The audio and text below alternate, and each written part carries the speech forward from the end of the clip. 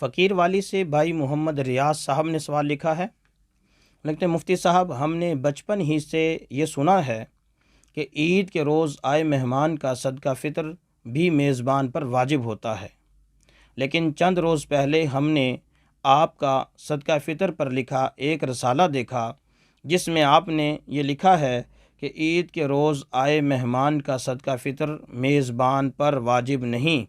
یہ عوام میں غلط مشہور ہے، حالانکہ ہم نے تو اس کا واجب ہونا ہی سنا ہے۔ محمد ریاض: جی میرے محترم بھائی، یہ واقعتاً عوام میں ایک غلط بات مشہور ہو گئی۔ یہ ایسی حقیقت کے ساتھ اس کا کوئی تعلق نہیں ہے۔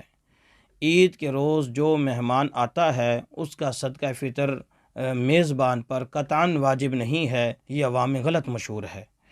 میں نے اپنے جس رسالے کا آپ نے ذکر کیا، صدقہ فطر کا رسالہ، اس میں بھی اس کی تردید ہم نے کی ہے۔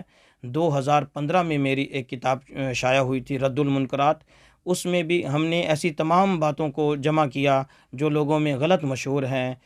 بات کچھ اور ہوتی ہے، لوگوں میں رائج کچھ اور ہو جاتی ہے، تو ایسی ساری باتوں کی تردید ہم پہلے بھی کرتے آئے ہیں، اب بھی کر رہے ہیں۔ اس ویڈیو میں بھی یہ کہہ رہے ہیں کہ مہمان کا صدقہ فطر میزبان پر واجب نہیں ہے، یہ عوام میں غلط مشہور ہے۔